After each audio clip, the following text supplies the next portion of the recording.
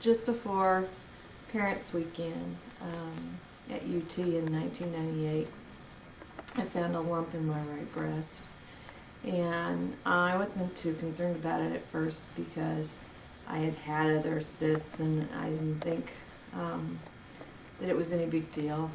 And I thought that because of the time of month it was, I would just wait for a couple of weeks and make sure that it wasn't just a swollen gland, and then I would go to the doctor. And so when 2 weeks passed and the lump was still there, I made an appointment to see the doctor. And I went in. He wasn't too concerned about it either. By that time I had found another lump in the left side. But he said that breast cancer usually didn't come in both breasts at the same time, and it was probably just a real advanced case of fibrocystic disease, and that we could go in and do a breast reduction and get rid of them. But first we needed to do mammogram and a sonogram since they were new lumps. A week later I had the mammogram and the sonograms, and they found that the lump in the left breast was just another cyst, but the one in the right needed to be looked at more closely.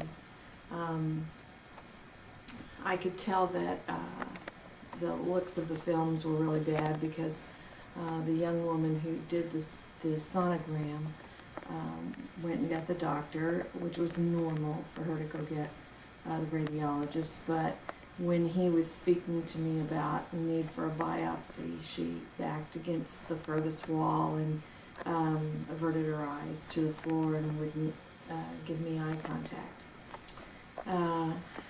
About a week and a half after that, I saw a surgeon who said that whether it was benign or malignant, we needed to remove it, that it was a large lump and it would need to be removed.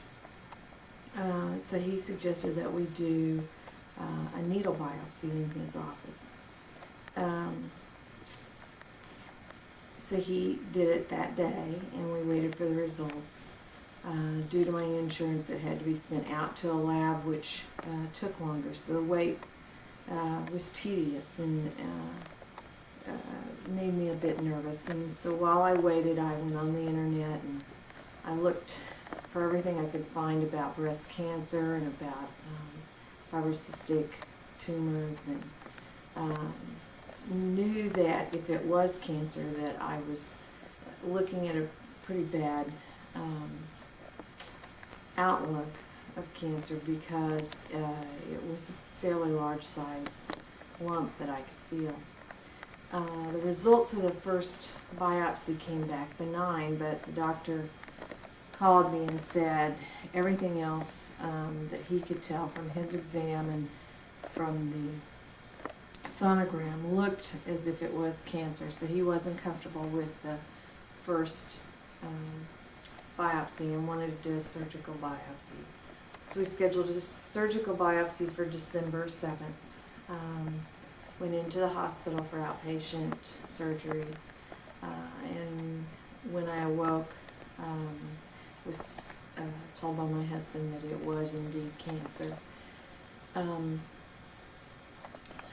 I remember the nurse ushering my daughter and my husband out of the recovery room and telling me we needed to hurry and get me ready to go back to my room so I could be with my family. And I said to her, it was not a surprise to me. I knew all along that it was cancer because whereas the other cysts I had been soft to the touch, this one had been hard to the touch, and it was just different. So I felt like I was dealing fairly well with it. It wasn't a big shock. I don't remember crying a lot or being depressed a lot at that point. A few weeks later, I saw my oncologist, Dr. John Adams, for the first time, and both my adult children went with me to that visit.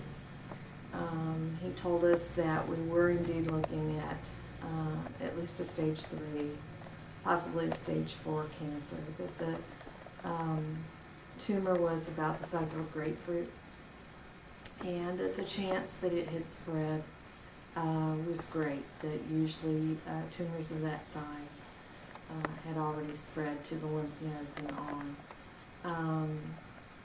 He told me that I should do the things in life that I really wanted to do, and that I should eat the foods I really wanted to eat, and that they would start high-dose chemotherapy treatment, and possibly do a stem cell harvest. This is what they do instead of a bone marrow transplant nowadays. And the outlook was pretty grim. I started on New Year's Eve, well, to back up, on the 28th of December. I went in for outpatient surgery where they put a catheter in, and I thought it was a simple procedure. It didn't turn out to be a simple procedure. They go in through the neck, down around the left breast, and back up through the breast, and with a tubing. And there is a plastic catheter on top. And that is so that they can administer the chemo without having to go in through a vein every time. On New Year's Eve, I had my first dose of chemo. And at that time, I was taking what's called CAT. It's 3 different drugs. You take one on the first day, then 3 days later, that afternoon they put one in a fanny pack that you carry with you for 3 more days, and then on the 4th day they put another drug in you, and later that afternoon they take away the fanny pack. I had 3 rounds before surgery. In March, first week of March, I had my right breast removed, and it was a modified radical mastectomy, which means that they took my lymph nodes under this arm. I have a scar that goes from here up underneath my arm. The surgery, the removal of the breast was the easiest part because they take the nerves, and so there's no pain there. But the removal of the lymph nodes is the most painful part. There's muscle damage and there's nerve damage, and you have a numbness under your arm, and in fact a lot of it you don't get the feeling back ever.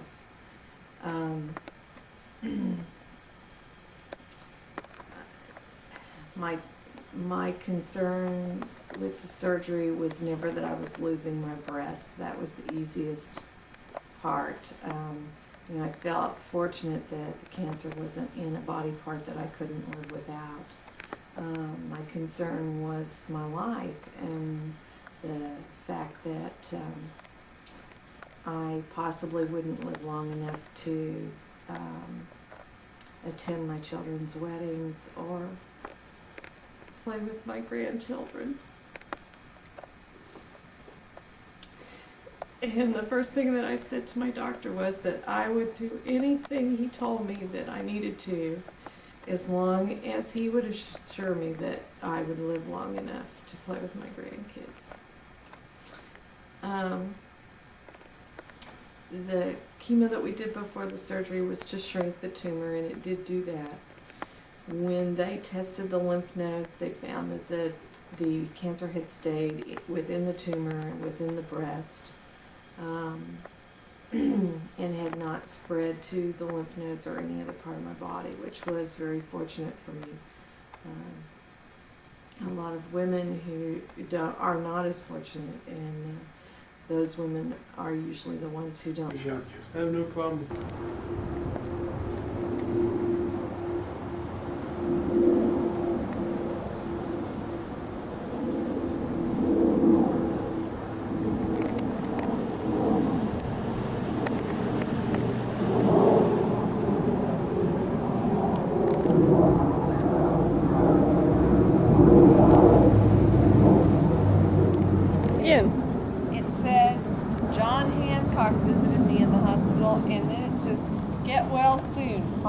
Carlos.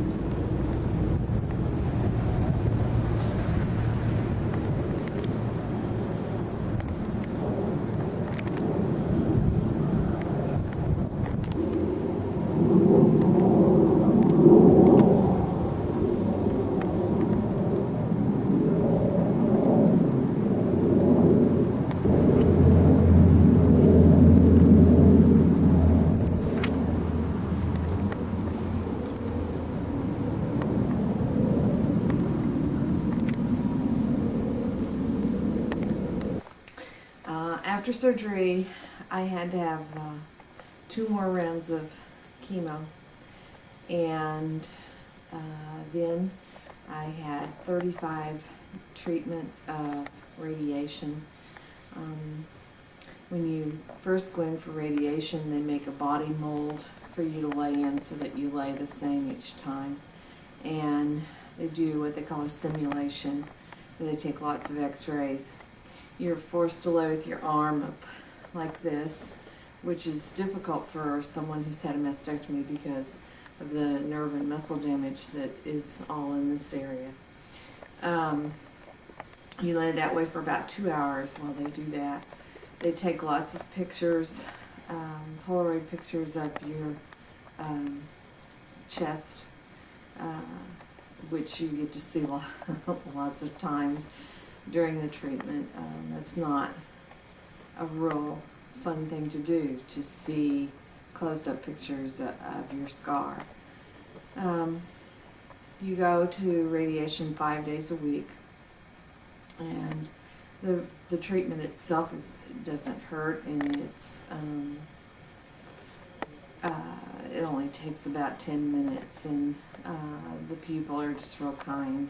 But it is real cold in there, and you're without clothes for that part of your body. After the radiation, I then was supposed to do 3 rounds of mega-dose chemo. I did 2 rounds of it. Had a lot of side effects from it, more than I had had with the previous chemotherapy. Chemotherapy, they tell you, is much better than it used to be, and that's probably true. You don't get as ill, as nauseous as people in the past have done, and they have lots of medications to help you with the nausea. Unfortunately for me, the medication that worked the best for nausea was one that kept me asleep. So after I would have chemo, I would sleep for about a weekend to keep me from throwing up. The worst part of chemotherapy is, as you see in commercials, is the fatigue that you have from it. It's very much like the most severe case of mononucleosis you can ever imagine having. Your body is so fatigued that just the act of walking from your bedroom to your kitchen is more than you really can attempt. I teach school, and I was able to teach school most of the time. I didn't have to take a lot of days off, but it was only because I had an unusual schedule and had an hour in the middle of the day to lay down and sleep. And then I had my conference period, which was 45 minutes at the end of the day, where I could sleep. Had I not had those, I probably would not have been able to work. I was unable to do anything around the house for myself. My husband did all the cooking, He did all the cleaning. He drove me to and from work. I would not have been able to do any of those things. The fatigue would have been more than I could handle. There were a lot of body aches, severe body aches, and a lot of coughing that I couldn't stop. And anytime I would start to laugh, I would start coughing and could not quit. Finally, the radiation doctor found a cure for that problem. The last 2 rounds of chemotherapy, like I said, were worse. I became ill, vomited, diarrhea, and stayed home by myself one day and got into my bathtub, which is a large marble jetted tub, and started to have severe cramps in my stomach, and was fearful that I wouldn't be able to get myself out of the bathtub because the cramps were so bad. I found out that I was in dehydration. I was very fortunate that I was a school teacher, because I did get myself out of the bathtub and to the phone and called my boss, who did go to the school nurse. And the school nurse called me and talked to me about my symptoms and insisted that it was not a chemo thing, that it was a dehydration, and that I needed to do specific steps to counteract the dehydration. Had she not called, I might have laid here thinking that it was just another chemo-related side effect and just died of dehydration. It did have an effect on my blood counts.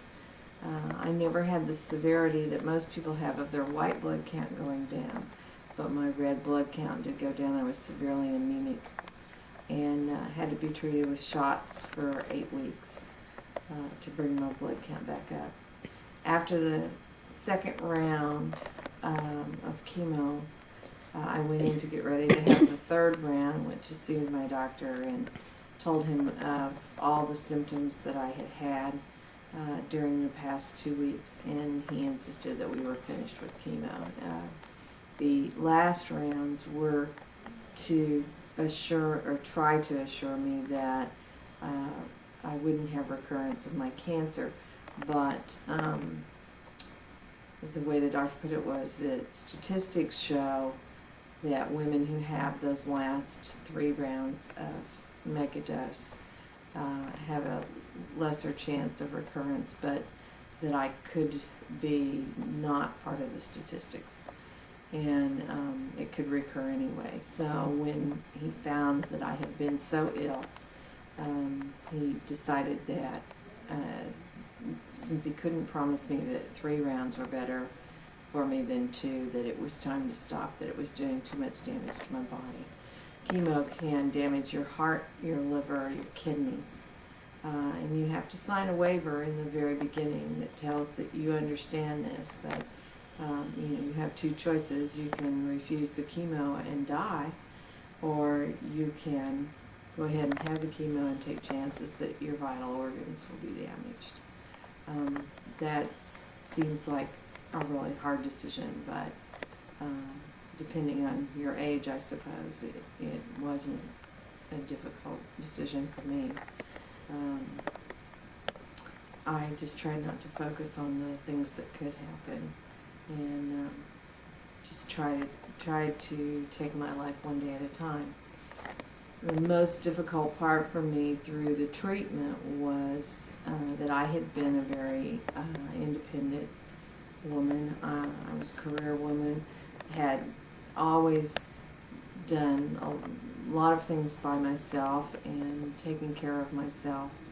And when I had the treatments, I could do hardly anything for myself, and had to give up the power that I thought that I had. I gave everything over to my husband one step at a time, and it was very hard to give up control of all those areas of my life. hard to not drive yourself to work and be able to go where you want to when you want to. Hard to depend on other people to take you places, to do your shopping for you. Hard to let yourself not be the cook and the caretaker in the home. But in the end, I got real used to it, and now it's I kind of sit around and let everybody do things for me. And I'm having to learn to take my life back. You feel like you're robbed of your life. The cancer takes over your life because you're going to doctors constantly. Your friends around you want to talk to you about it constantly. Some people choose to go to support groups. I felt like I didn't want involved in that.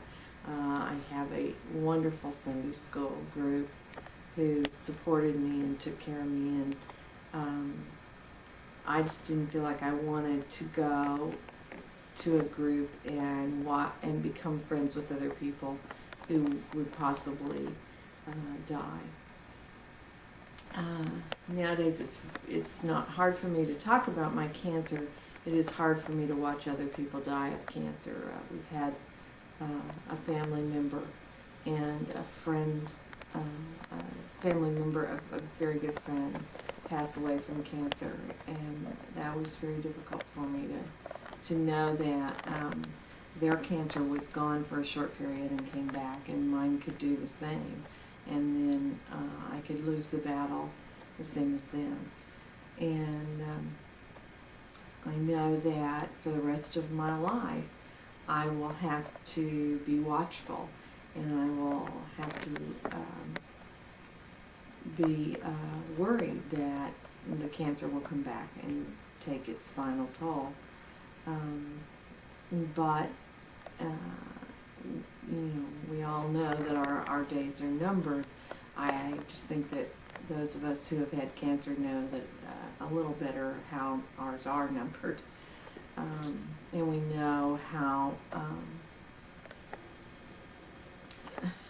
we know that we have to take each day and make the most of it, because we may not have a lot more days left.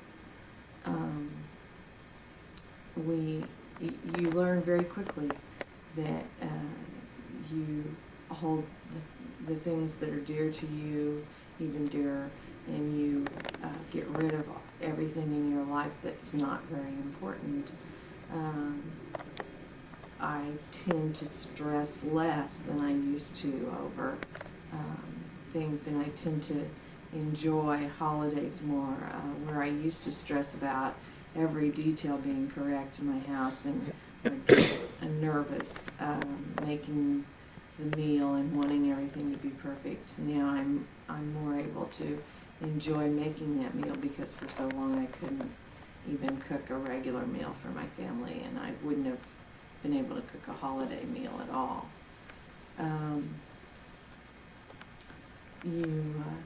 Things that used to make you very angry and upset, you learn to leave behind, because stress and anger and hurt feelings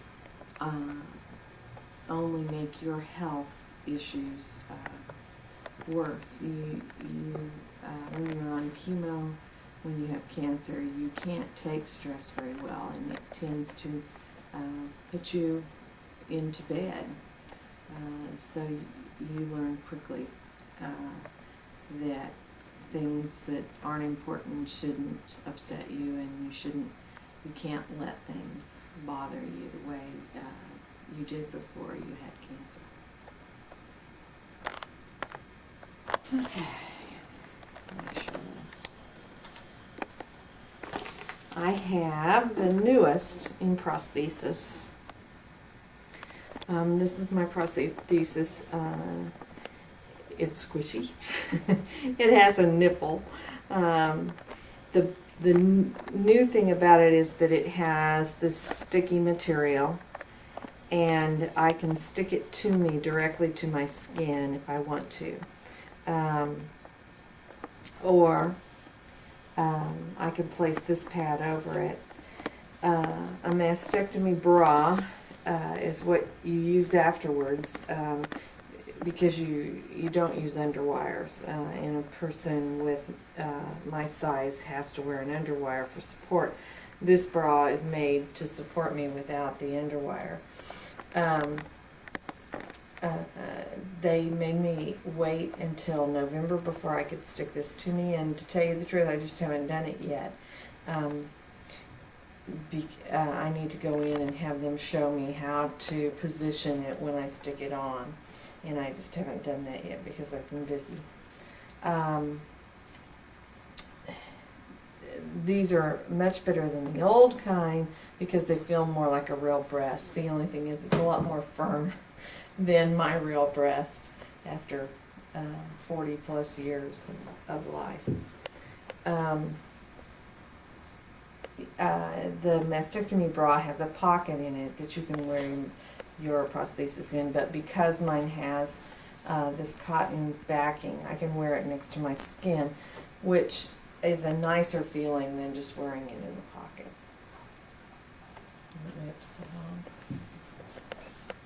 So I can just take it and slip it down inside my bra, and I look normal. One of the bad parts of chemotherapy is that you lose all your body hair. When people tell you you're going to lose your hair, you know that you're going to lose the hair on your head. And what happens is that all of a sudden, one day, 14 days or so into the chemotherapy, you put your hand through your hair and big clumps of hair just fall out in your hands. And they tell you when this happens you should go have your head shaved, because if you do that, then you won't have just chunks of hair falling out on your sink and your pillows, and it will grow. When your hair grows in, it'll grow in more evenly. So that's what I've done each time. Like I said, you realize that the hair on your head's going to fall out. What you don't think about is that every hair on your body falls out to the point of your arm, the hair on your arms, which you don't notice at first, and then your eyebrows and your eyelashes a lot of times go. It did with me. I missed my eyebrows and my eyelashes worse than I missed the head on my hair, because I had the wig that I could wear, and hats I could wear. The wig is something that I wore to church a lot, to go out to eat, and when I went to my children's functions at their schools, because it makes people feel more comfortable if they think you're normal. At work, my students were real used to seeing me without hair. In fact, I would take my hat off and be totally bald for them.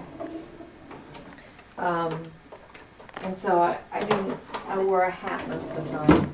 But when you get so used to the people in your world being used to the way that you look, that it then seems strange when you go out in public, that people stare at you. But people do. They stare, and you wonder, why is this person staring at me? And then you realize that you look strange because you don't have any hair anywhere.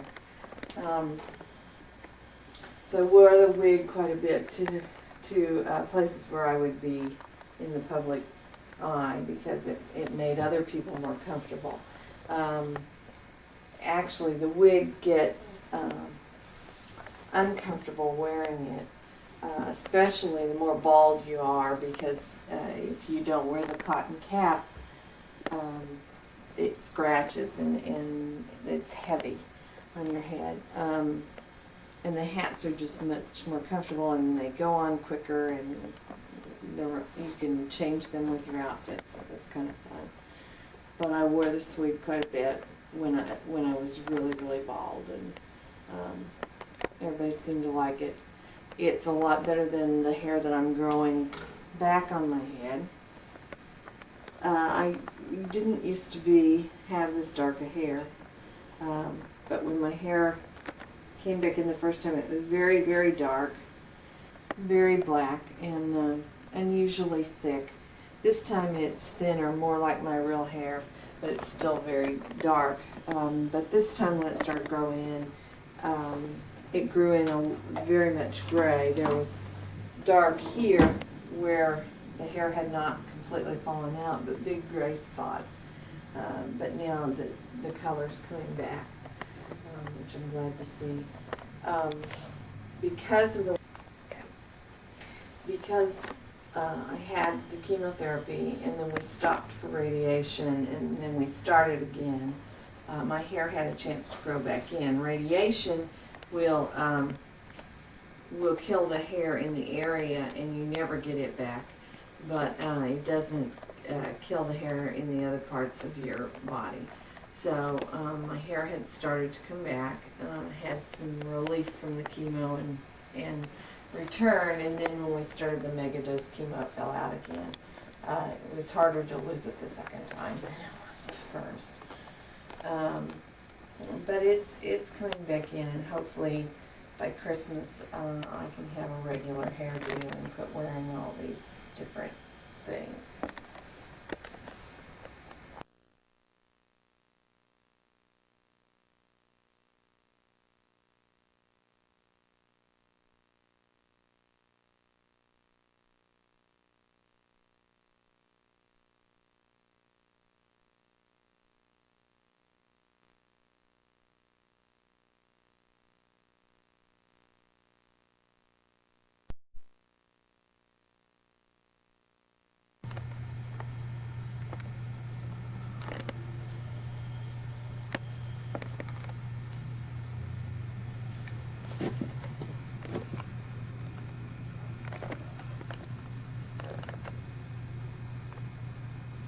Penny Galloway survived cancer.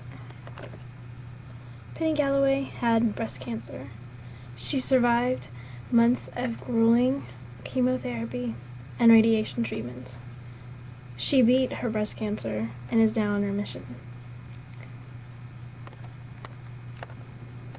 She is a strong and amazing human being who conquered her fears and her disease. She's also my mother.